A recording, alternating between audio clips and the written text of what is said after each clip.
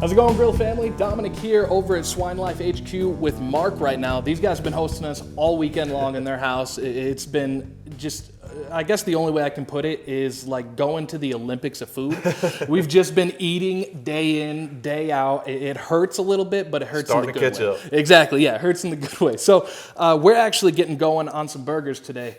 And tell me a little bit about what kind of burgers we got going. So this is my version of a prime rib style burger. Okay. Of course, I'm not fishing to grind up a prime rib. I don't know who would do that, but hey, I'm sure it'd be a great burger. So this is just your basic 80-20 ground chuck. Okay. We're gonna treat it just like a prime rib. We're gonna get it seasoned good, get it out there on that silverback, and then during the cook process, we're gonna baste it here with this butter, garlic, chive, rosemary, and treat it just like a prime rib. Okay, so this is basically what you'd be doing with a prime rib. Exactly. You're just switching it over burger style. So I mean, who wouldn't want a prime rib burger? You know? It's gonna be great.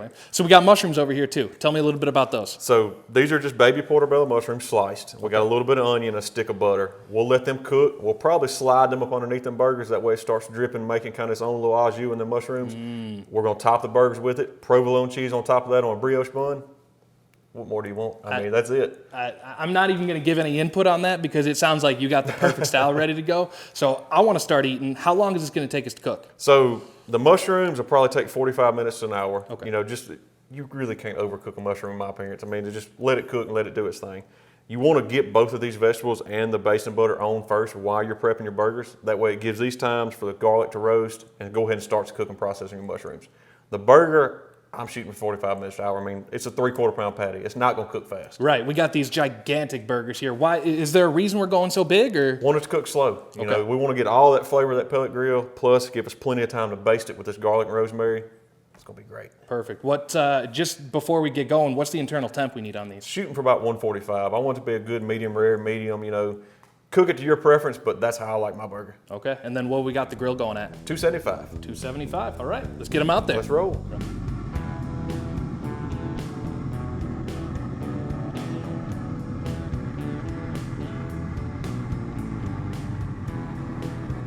All right, guys, so we just went out and threw the mushrooms up on the grill. We got also the herbs on there as well. So one more time, what's in that herb mix? So again? it's garlic, rosemary, and a couple of chopped chives just to kind of roll with that prime rib flavor. Perfect. Okay. Now, I'm guessing we got to season the burgers a bit Got too. to put some seasoning on them. Okay. So one question I always have, you know, I hear people say you got to season them at the beginning, you should only season at the end. What's your preference on that? So I like, especially if you're running like a salt, pepper, garlic, I want that salt to work that beef for just a few minutes. You know, you're going to see it pull a little bit of moisture out, but that's the good thing. As soon as it pulls it out, it's going to pull them flavors right back in.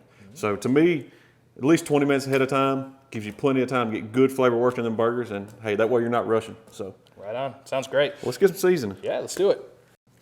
So we're going to hit it first with our Mississippi grit, which is basic salt, pepper, garlic. Okay. You can use anything you'd like, just, you know, whatever works on burgers and you like. And I know you were talking before about, you know, how that's got a little bit of citrus flavor in there. Right. Nice, nice. So we'll get a good medium coat on that side, get them flipped. And of course, you're going to, you know, we're going to constantly be basing flavor on these throughout the cook. So you're almost layering them flavors just like you would on any other big cut, you know. Oh, okay. And then we'll hit it with Grilla beef just to get them herbs, that good savory note. Nice.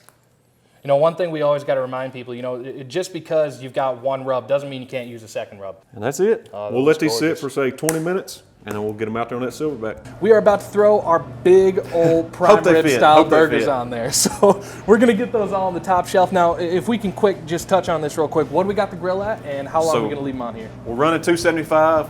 Should take about an hour. But we're going to go ahead and use the probe attachment, plug them in. We're going to keep an eye on them and make sure we don't overcook them, get them where we need them, and they'll be great. Right on. So we won't even have to open these things. Shouldn't have to open them, look at them other than basting. That'll be it. Looking, you're not cooking. Nope. So we're going to put them on the top rack. Now again, these are monsters, but they should fit pretty good. Why do we want to put them on the top rack? Is there any special reason for that? I think really and honestly that top rack has a lot more convection, and you have a lot more airflow around them, and with a no-flip burger, you get that constant heat all the way around it. It cooks great. Perfect. And then I want a little bit of this good old beef fat to drip in them onions. So we're ready. Perfect.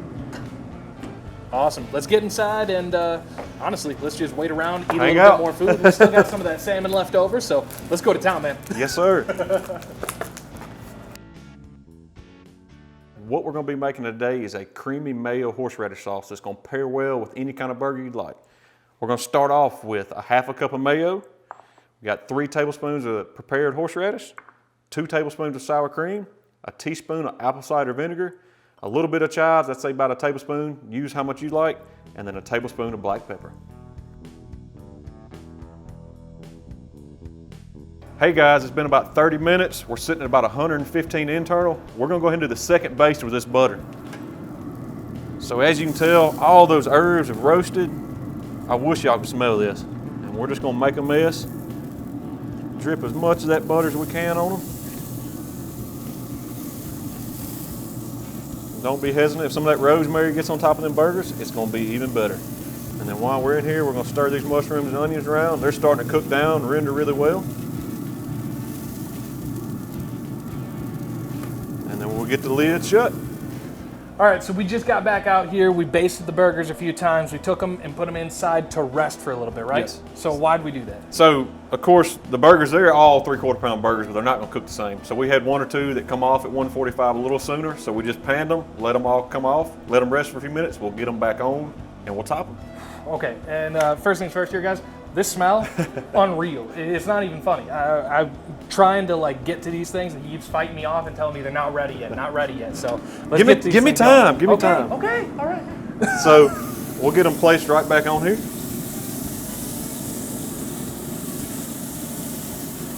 And then our mushrooms and everything are still on here. So I just got a spoon, kind of like with openings in the bottom. Get it stirred up. Get a big spoonful. Oh, so you put those underneath the cheese? Underneath the cheese. No way. I'm learning so much, guys. It's going to make a mess. Hey, this grill needs to be cleaned anyway.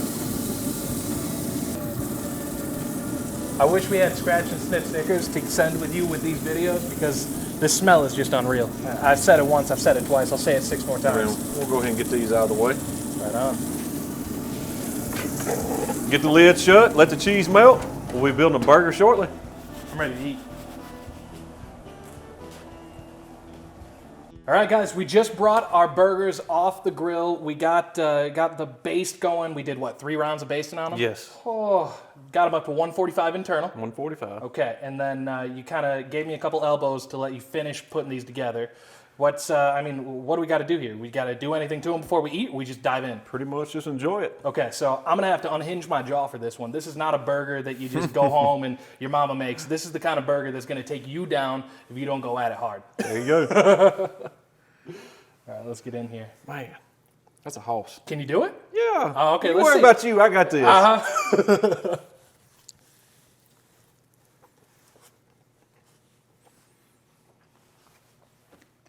Man. Mark, can I stay here? I don't want to go home. The texture on that ground beef is perfect. Like you can tell because it cooks so slow, I mean, it's just soft and tender.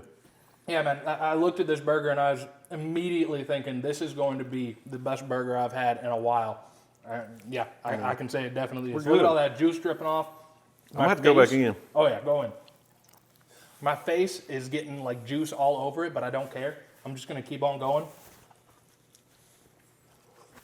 So any last minute tips for somebody who wants to make a burger like this? You know, what's that one thing you got to do to make sure it's perfect? Is there any one more important thing than anything else? Finish swallowing. No, take your time. I mean, a burger can be as simple as you can be, but you got so many options with a burger. I mean, you can take the flavor from just your standard cheeseburger and go out in left field like we did here and, you know, incorporate them prime rib flavors and really have an awesome burger. So, that's my it's part the about perfect plate for whatever flavor you want to use. Yeah, exactly. The nice thing about it is you could do anything with a burger, and this is just one of those extra little steps to take it just that little level higher. That mayo makes it. It's That's fantastic. It is fantastic. Well, hey guys, I'm going to keep on eating, and I think we have to share a little bit of this. We might have to. Okay. We're getting the look. Yes, we do. Yeah, that's what I thought. So we got a couple more videos to go, and let's just keep eating and keep cooking. Roll on. Right on. Have a good one, everybody.